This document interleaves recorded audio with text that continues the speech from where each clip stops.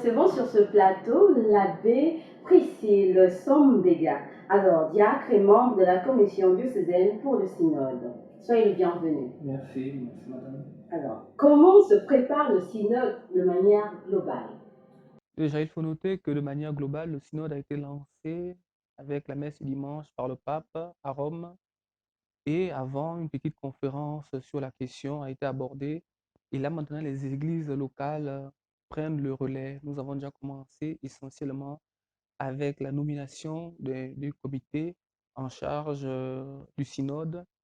Et ensuite, nous avons eu déjà une conférence de presse pour annoncer l'agenda et les grandes lignes de nos travaux.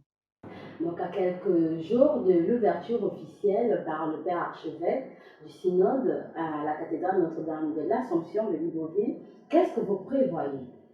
Alors, la commission pour le synode dans l'archidiocèse essentiellement prévoit faire une intense communication déjà qui a commencé dès jeudi avec la conférence. Mais pour les jours à venir, c'est-à-dire demain, samedi, il y aura une conférence théologique avec les conférenciers, essentiellement l'abbé Jean-David et la sœur Marie-Sidonie. Et dimanche, il y aura le lancement officiel, comme prévu par le Vadmecum du Saint-Siège, pour le lancement officiel de- du synode dans les églises, en particulier dites églises aussi locales. Alors, aujourd'hui, on parle de synodalité. Est-ce que cette expression ou ce concept ne va pas prêter à confusion, sachant qu'il est sur les réseaux sociaux il y a quelques dires?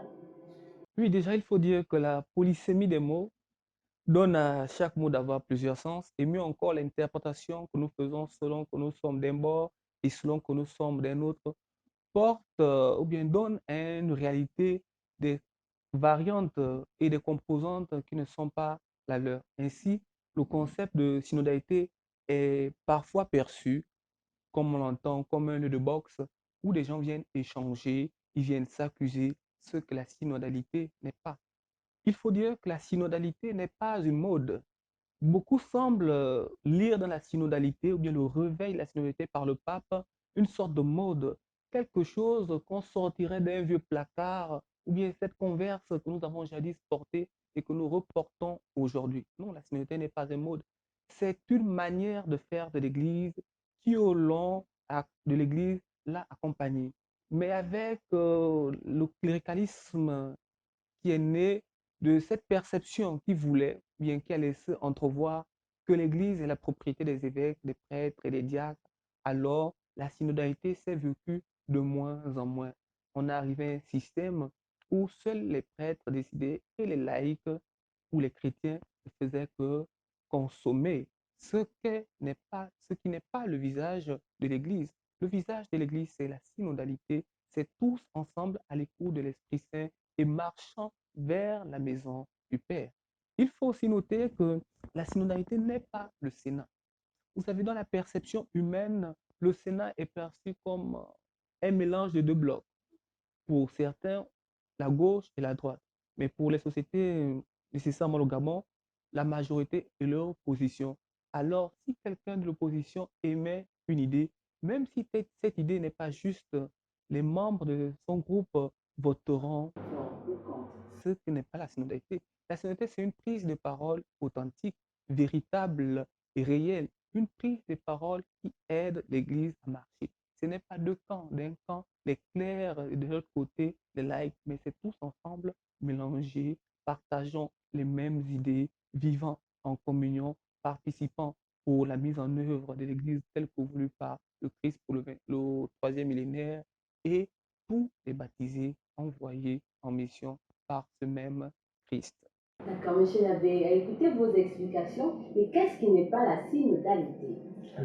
Il faut aussi dire qu'on confond la synodalité à la démocratie. Le système démocratique, déjà critiqué par Rousseau, véhicule ce système, ou bien cette perception de la représentativité, c'est-à-dire une personne représente un groupe.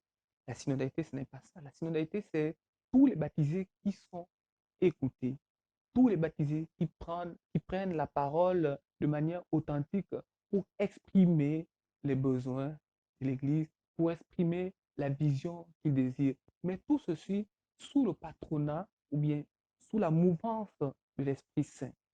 Mieux encore, la démocratie dans les systèmes démocratiques, c'est le vote qui conditionne l'opposition, bien le choix d'une idée, ce que la synodalité n'envisage pas.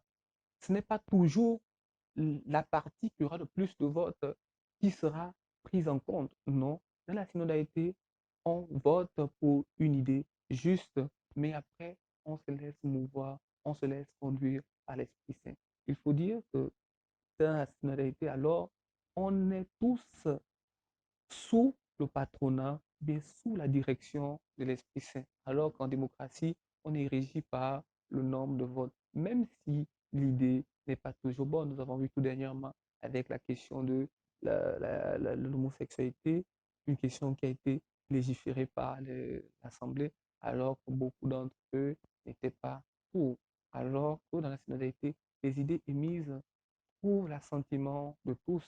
Et même si elle ne trouve pas l'assentiment de tous, elle est au moins introduite et guidée par le Saint-Esprit qui, depuis la nuit des temps, guide l'Église au long de son histoire. D'accord. Alors, est-ce que vous pouvez un peu nous rappeler, avant la fin de notre entretien, l'agenda du synode? Alors, pour demain, nous aurons à 15h30 à Saint-Michel, nous aurons la conférence théologique avec l'abbé Jean-David et la sœur Sidonie sur le thème pourquoi la synodalité, pourquoi le synode. Ils vont passer en revue le drame qui a suscité ce synode, bien qui est à l'initiative même de ce synode tel que voulu par le pape. Dimanche, nous aurons la messe d'ouverture du synode dans notre église particulière, donc l'archidiocèse, et sûrement avec la présentation des membres du comité pour le synode dans l'archidiocèse. Et cela se fera aussi dans tous les autres diocèses, tels que voulu par l'agenda du pape le Vademecum proposé par le Saint-Siège. Merci Père d'être venu sur ce plateau. Nous réitérons que nous recevons sur ce plateau l'abbé Priscille Sambega. Il est diacre et membre de la commission diocésaine pour le synode. Merci beaucoup. Merci à vous et à chacun. Espérons que nous nous laissons mouvoir par cet esprit qui anime l'Église, c'est-à-dire l'esprit de la synodalité où tous ensemble nous faisons chemin vers le Père, non pas les uns derrière les autres, mais tous côte à côte.